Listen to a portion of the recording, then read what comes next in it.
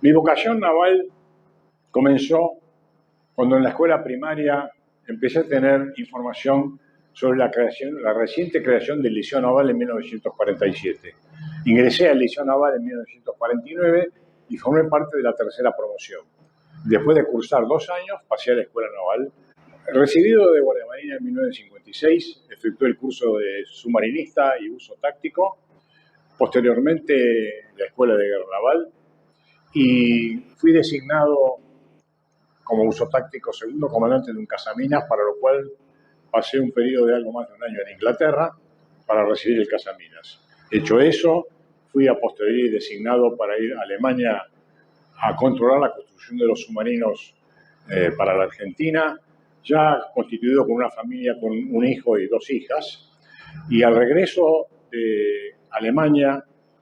vuelto aquí a la Argentina para iniciar el programa Submarinos de Construcciones,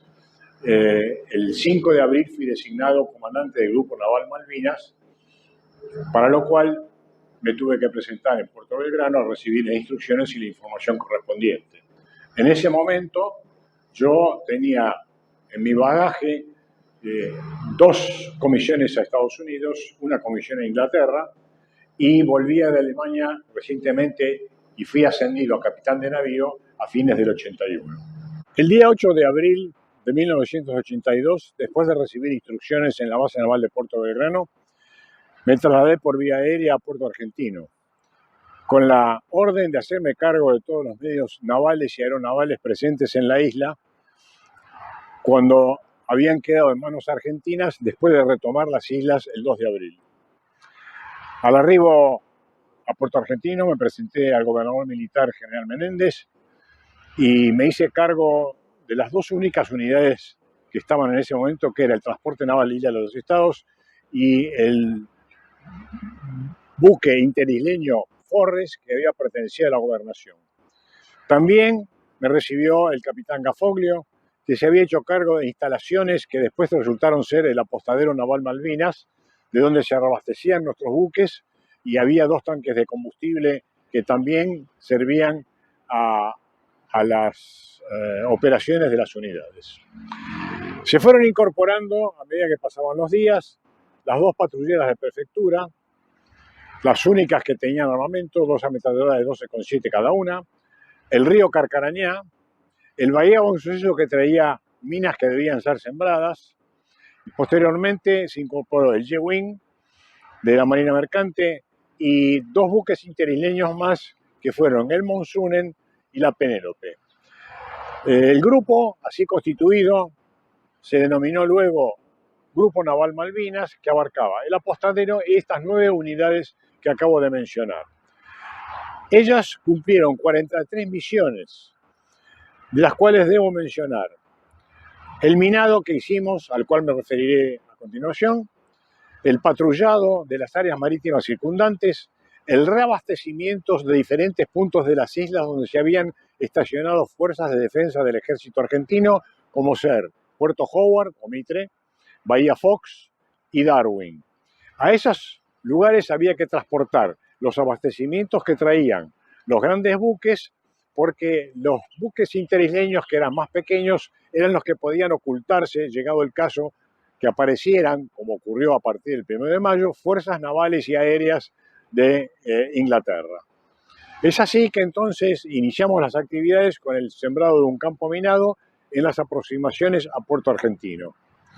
Posteriormente seguimos con todas las tareas de transporte de las cargas, de los buques grandes, incluido uno que no perteneció al grupo llamado Formosa, y esos abastecimientos fueron llevados a los puntos que acabo de mencionar. Iniciadas las hostilidades, el 1 de mayo, hubo que estar protegiendo a las propias unidades del avistaje de unidades navales, por los cuales tuve que dar las instrucciones de navegar solamente de noche, no usar la radio, no usar el radar, sino solamente la sonda para no encallar, y comunicarse solamente en casos de emergencia. Ocurridas así las cosas, empiezan los enfrentamientos. El 10 de mayo, después de haber dejado la carga del río Carcarañá, el Isla de los Estados se trasladó de un lugar del estrecho de San Carlos llamado Puerto Rey, con la orden de ir a Howard. Esa noche, en ese traslado, ese transporte naval fue atacado por la fragata Alacrity, que había penetrado en el estrecho de San Carlos y con un breve cañoneo lo hundió. De la dotación de ese buque sobrevivieron solamente 2 personas, su comandante militar, el capitán de corbeta Lois Pallarola, y un marinero, Alfonso López, de la Marina Mercante. Posteriormente hubo otros enfrentamientos armados. Cuando hubo que trasladar obuses de 155 milímetros de Puerto Argentino a Darwin,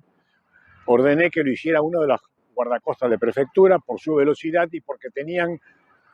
ametralladoras de 12,7 para poder rechazar ataques de los helicópteros ingleses. Debido a ello,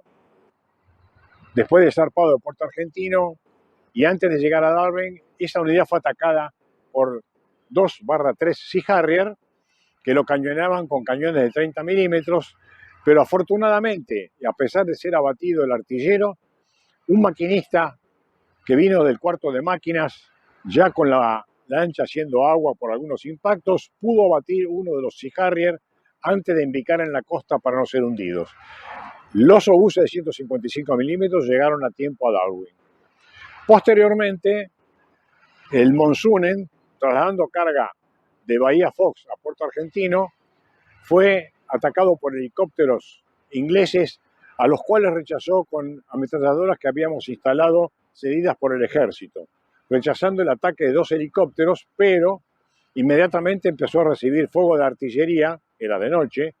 de la fragata de donde venían los helicópteros. Cumpliendo las órdenes que yo había impartido y antes, ante el peligro de ser hundido, embicó en la costa y su tripulación y carga fue rescatada por el otro barco interisleño denominado Forrest.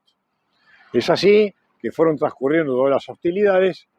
y finalmente lo que hicimos en los últimos días fue recibir de Puerto Belgrano misiles Exocet que habían sido retirados de una corbeta e instalados en un acoplado junto con una fuente de energía y trasladados por vía aérea a Puerto Argentino. Ese acoplado con los misiles era mantenido bajo techo durante el día y al anochecer los remolcábamos a un punto de lanzamiento sobre el sudeste de la costa de la isla Soledad, porque desde ese ángulo todas las noches venían a bombardear unidades navales inglesas las posiciones argentinas alrededor de Puerto Argentino. El día 3 de junio iniciamos un lanzamiento que fracasó, pero el 12 de junio se presentó nuevamente la oportunidad y a unos 30.000 metros de distancia se lanzó un misil Exocet que impactó en el crucero ligero de 5.000 toneladas Glamorgan, penetrando por la cubierta, impactando en el compartimento de máquinas y destruyendo a esta unidad que quedó fuera de combate. Quiero referirme ahora a una circunstancia de la experiencia que había tenido en Inglaterra sobre mis sospechas de que los mensajes que le impartíamos a las unidades eran interceptados por el enemigo, por lo cual di instrucciones para manejar un código especial para que fueran ininteligibles. Esa sospecha me fue confirmada cuando después del cese de hostilidades fui llamado por un capitán de corbeta inglés por mi nombre y a quien le pregunté cómo había él aprendido o había asimilado a hablar castellano como hacemos los argentinos y me comunicó que él había estudiado en San Isidro, provincia de Buenos Aires, lo cual confirmaba mis sospechas. Finalmente quiero resumir que el Grupo Naval Malvinas terminó cumpliendo misiones de minado,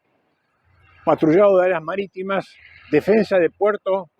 y rescate de náufragos en un total de 43 misiones enfrentando al enemigo en varias oportunidades. El conflicto del Atlántico Sur nos deja enseñanzas muy importantes a tener en cuenta y que deberían ser consideradas para las acciones a futuro. La primera de ellas es la relevancia que tuvieron las tareas de reabastecimiento que realizaron nuestras unidades para mantener las estaciones que se habían posicionado en los diferentes puntos de las islas. Asimismo, es resaltable que la importancia que tiene los intereses argentinos en el Atlántico Sur, sobre Malvinas, las Islas Georgias y Sandwich del Sur, porque proyectan un derecho argentino muy amplio sobre el mar en la plataforma submarina que ya ha sido reconocido por las Naciones Unidas. En consecuencia, es necesario tener en cuenta todo lo ocurrido porque en el año 2048 finaliza el Tratado Antártico y en consecuencia las reclamaciones sobre la Antártida que tiene Argentina y que se superponen con parte de las de Chile y con parte del Reino Unido o de la Gran Bretaña van a ser dirimidos al término de ese tratado. Es por ello que es esencial que la Argentina edifique el poder que le falta para hacer valer su derecho, así como Inglaterra está tratando de establecer un derecho que no tienen con la teoría de la autodeterminación de los pueblos, que no es aplicable a este caso, como ya fue resuelto por las Naciones Unidas. La reflexión final, muy sintéticamente expresada, es: el Reino Unido tiene el poder y no tiene el derecho. Eso es impunidad. La Argentina tiene el derecho y no tiene el poder. Eso es impotencia. El Reino Unido, consciente de su bache, está tratando de generar un derecho que no tiene con la filosofía de la autodeterminación de los pueblos, que no es aplicable a este caso. Argentina lo que tiene que hacer es aumentar su poder porque el derecho ya lo tiene, y eso lo tiene que hacer, digamos, en los campos de la política, de la economía y en el campo militar. Pues si queremos buscar una solución a este tema.